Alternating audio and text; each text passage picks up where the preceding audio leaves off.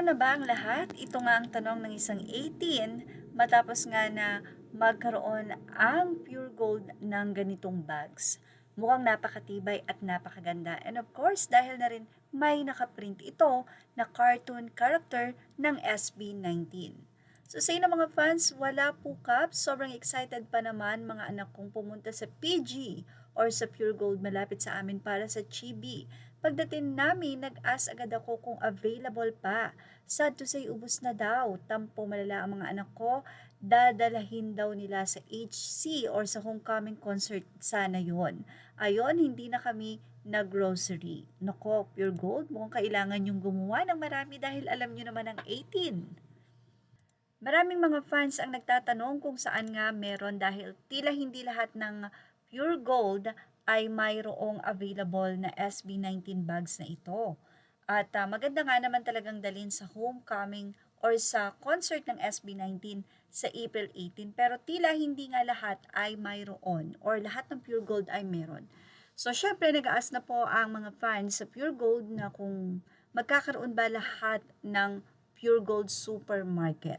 Well, maiba tayo ng usapan at isa ito sa magandang balita. Mula nga sa naging post ng SB19 fans, napawow na nga lang si Joy Macan Santos matapos nitong i-post na nasa number 1 spot na nga sa iTunes US Pop Genre ang album ng Boys, 18 You Rock.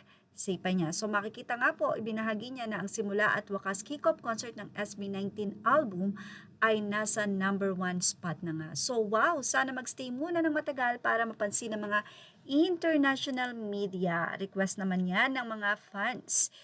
Well, hindi naman nakakapagtaka, secret millionaire ang mga 18, congrats boy. Mainstream media should capture this. Congrats, matutupad na yung pangarap nila na makapasok sa USA. Well, emotional lang ilang fans at sinabing bakit ako naiyak, so happy and proud sa inyo mahalima.